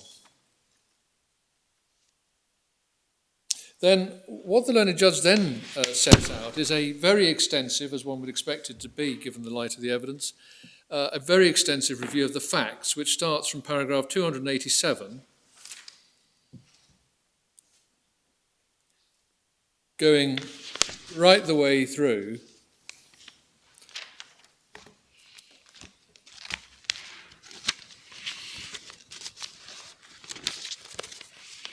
I'm not going to ask the court to read all this, but could I pick it up with a very important paragraph?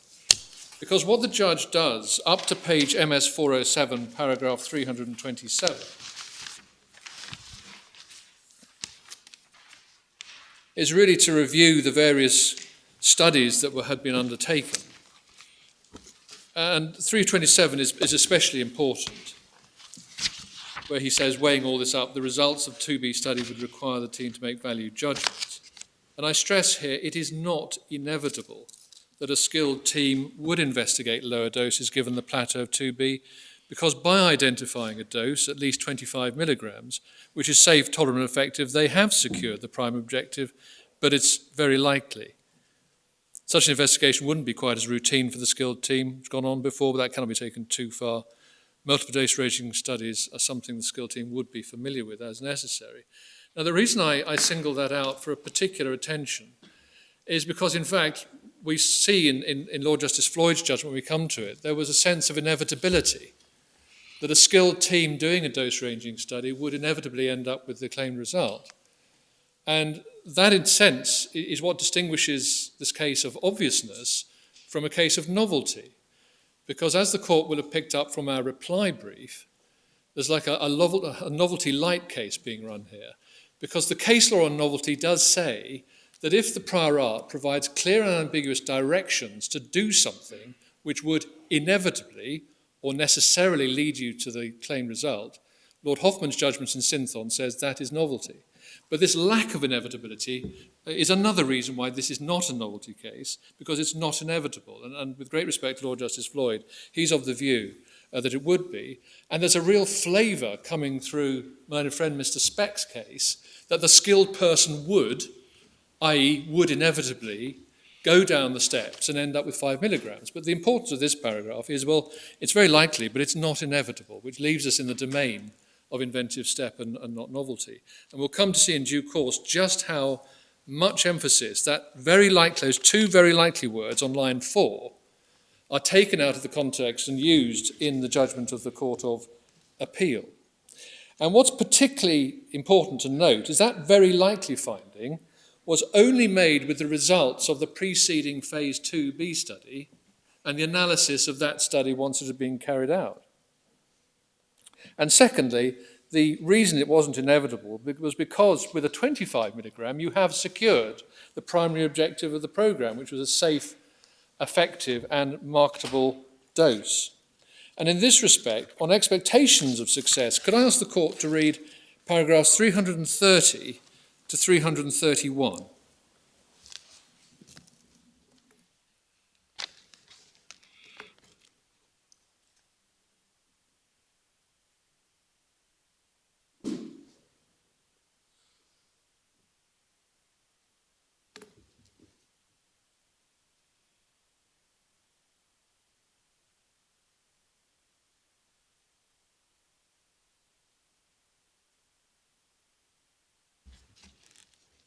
And can I particularly draw attention to the middle of 331 where it says the skilled team would hope to see a dose response, but even if they expected to see any statistically significant effect at 10 mg, they would have no reasonable expectation that 10 milligrams of tadalafil would produce a clinically relevant effect as they had defined it.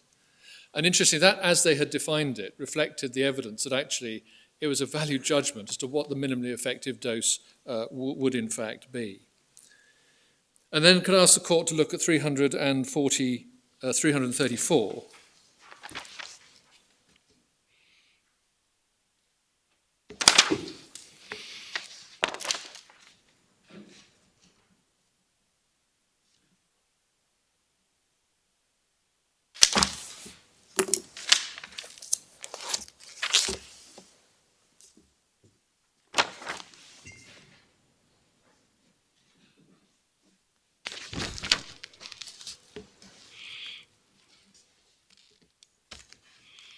And in 335, can I draw particular attention to the lack of any reasonable expectation that a drug at 5 milligrams would be a useful treatment for erectile dysfunction, nor any expectation at all that the drug would produce clinically relevant effects, but with minimal side effects. So quite rightly, the judge is bringing into his question of expectation the minimal side effects as well as efficacy. In fact, he finds that you wouldn't expect it to be effective at all, let alone with minimal side effects.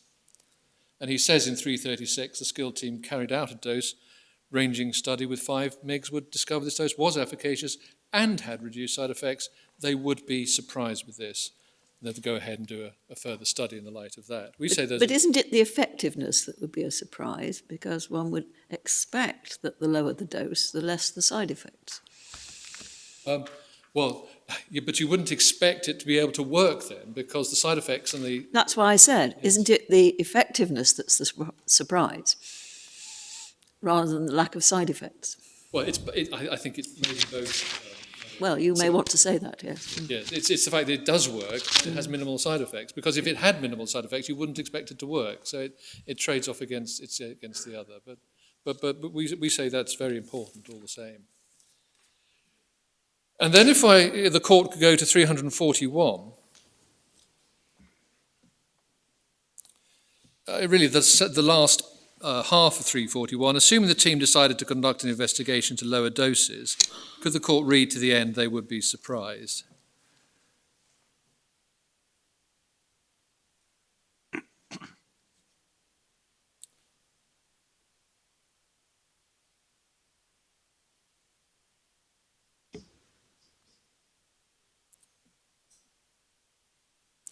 And what the judge then does after 341, just asks the court to note the heading before 342. He considers the programme as a whole and obviousness overall. And he makes the finding in 342 that a 25 milligram dose was obvious over Dogan and involves no inventive step.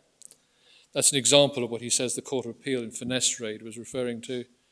And then he goes on to say that a 5 milligram dose as a treatment for erectile dysfunction is not obvious over Dogan for the following reasons articulated, having regard to the factors I identified above, based in part on Lundbeck, because he has added to them.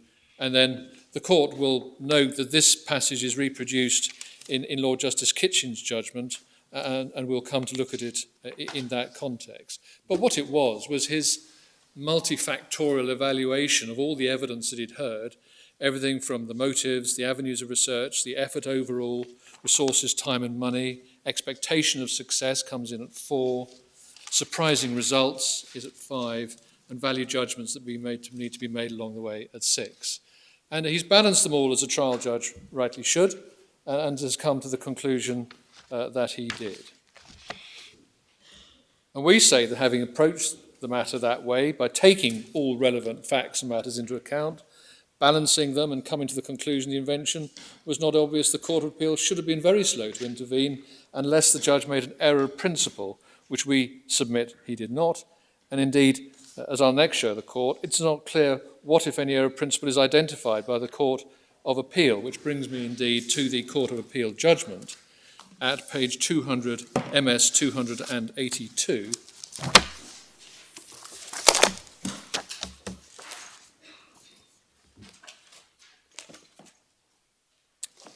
And before considering them in particular detail, an overarching comment I would make is that the judgments here do represent a substantial departure from the hitherto conventional Lundbeck-Connor analysis. And instead, the Court of Appeal, we say, wrongly interfered with the judge's findings and effectively found, principally on the basis that the sequence of steps was routine, and because they could be characterised as routine, the outcome must have been obvious, notwithstanding that they led to a surprising and unexpected technical effect. Now, just turning then to Lord Justice Kitchen to start with, as he then was, just for the Court's note, our criticisms of Lord Justice Kitchen are set out at MS pages 179 to 181, at paragraphs 167 to 175 of our case. And turning then to the judgment itself, obviousness runs from paragraph 103 at MS 309, and what one then has is the analysis of all the steps that were taken to reach the invention, which carries on from really paragraph 111 onwards. And I would just ask the Court to sideline through to 127, because it's 127 where the learned judge quotes the concluding paragraph in 343, which I think I can take the Court will have read. And then Mr. Speck's submissions are addressed at paragraphs 128 through to 137, and I don't need to re-summarise them, and my submissions and arguments are mentioned at 138. And it's perhaps of note, could I ask the Court to read paragraph 139?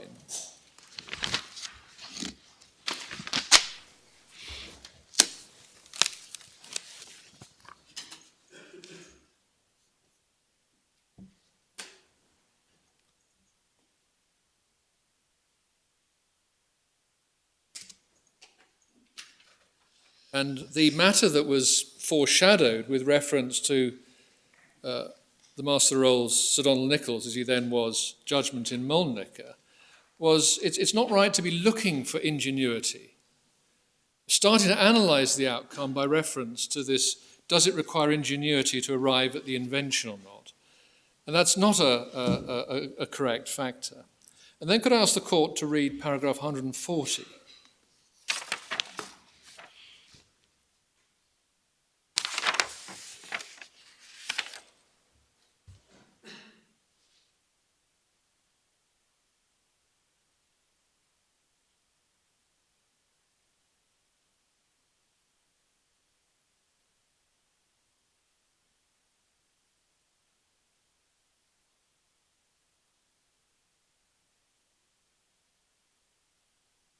What we see at the end of paragraph 140 is the considerable emphasis that Lord Justice Kitchen puts on the very likely investigate it thereafter. Because if one tracks back in 140, he says there's things, it's important to have a number of matters well in mind. First, the decision would be taken after phase one with the knowledge of the various matters I've set out above. So you're bringing into account in this consideration all the results of the research, which was not available to the skilled person at the priority date. And then secondly, he said, although the judge found the skilled team would not test the efficacy in the first or possibly even in the use of on-demand, the second dose-ranging study, they would very likely investigate it thereafter. But again, only with the knowledge that you've acquired along the way. And we say that's the classic technograph trap. And the reason that technograph is still probably one of the most cited cases in obviousness cases on obviousness is because the classic way that counsel, notwithstanding what technograph said, is to try to prove obviousness, is to say, well, look, Mr. X, it's obvious you do A, and the expert says, well, I'd probably do A, yes, that's right. And then with the results of A, you do B, and then the expert will say, well, yes, and then Mr. Expert, of course, then once you've got the results, you'd know Z, Y, all the results of those tests, and then you do Z.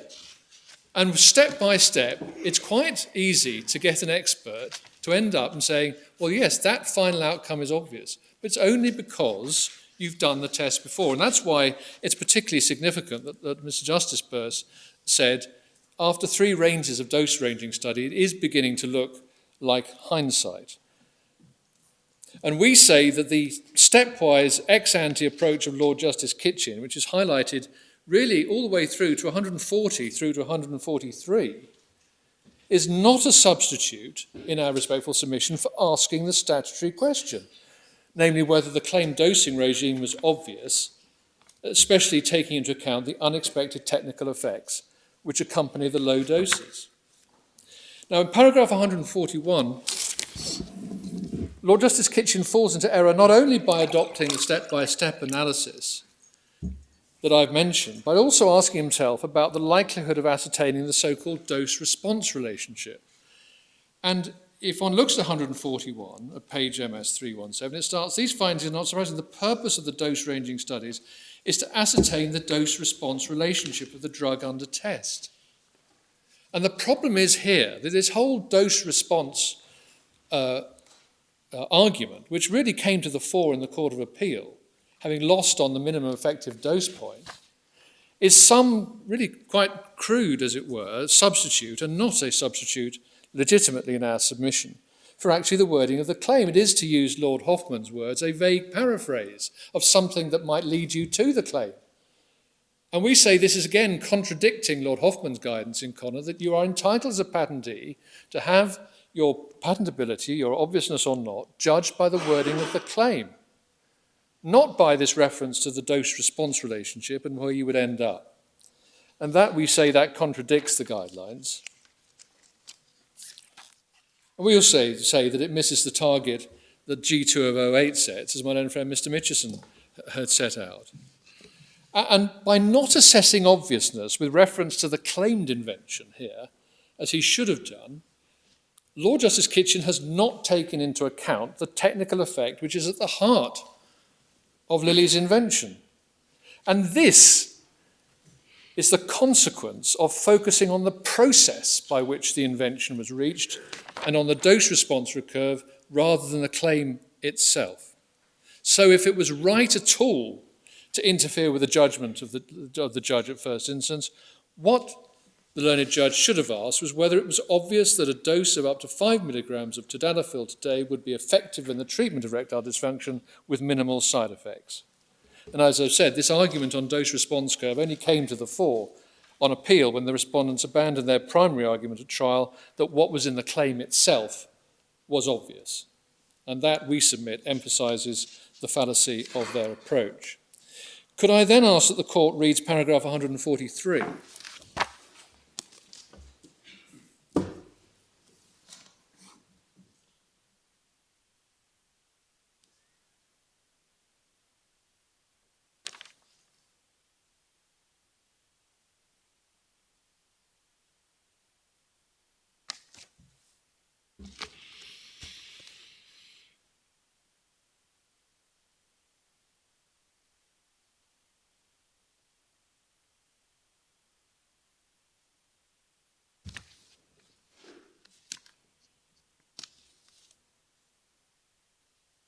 Could I particularly highlight the middle of that paragraph that starts, rather than focusing on his important points, as I believe he should have done, the judge has instead attached weight to the fact that a dose of 5 mg is considerably less than the 50 mg that would be used for phase 2A efficacy test, and to the fact that a dose of 5 mg would not be chosen for the routine first dose ranging study in 2B.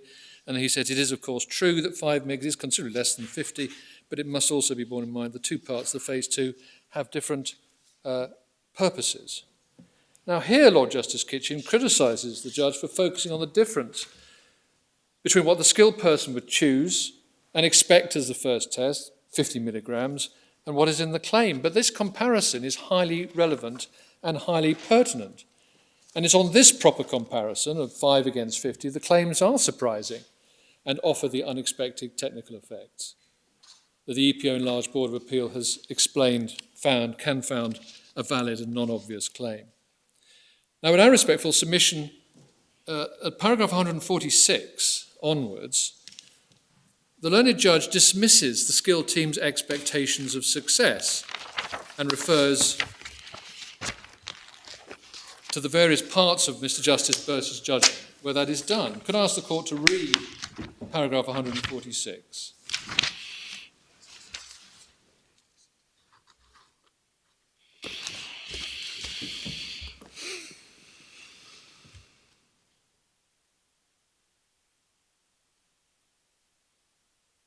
And when one analyses 147, one sees in 147, in the third sentence, the judge says the fact the skilled team could not make any prediction at the outset that a dose of 5 mg would be safe and efficacious is of little weight because of the studies, because of the dose-response relationship. And then he comes in to say that by the time you've done your dose-response analysis, you end up with this sigmoidal curve. There will come a point in time where the efficacy will start to fall. The team would not know in advance. And then he reiterates the very likely finding at the end of 147 and says it's done as part of a dose-ranging study. And then you see at the bottom of page 319 is where he's substituting the process for the outcome. He's saying it's very hard to see why a notional skilled but non-inventive skilled team would do so unless they had a reasonable expectation that it would assist them to better understand the dose-response relationship. Well, this comes back to the fact the claim is not to a dose-response relationship, the claim is to the low dose. And this is just substituting the outcome with the process. You know, that's apparent when it says by this time you would know this and you'd be guided by the data. And that's where in 148, the last 5 lines of 148 on page 320, and I think I can finish Lord Justice Kitchen's judgment just before the short adjournment. He says, in the course of that programme, on the judge's own findings, the skilled team would very likely carry out a dose-response relationship, including 5. If they did so, they'd find out it was efficacious, reduce side effects, they'd take it forward into phase 3. They would arrive at the invention. Well, this is classic technograph, classic step-by-step. It's not asking about the expectation of the claim. It's not asking or taking into account the particular effects achieved by the claim. And we say it's wrong as a matter of EPO and UK analysis. We see again in 150 the very likely language in the penultimate line of 150 being stripped out. We see in the penultimate line of 151 the very likely language being stripped out. And really 152, in our respectful submission, demonstrates how far away from a correct analysis of the law the approach is. He says, and could I just ask the court to read 152?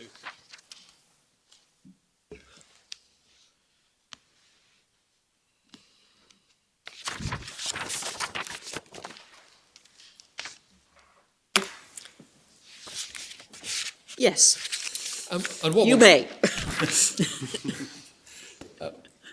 Would my lady wish to receive submissions at 2 o'clock or now? I'm told that clock's a little slow. That clock is very slow. So 2 o'clock, please. Thank you.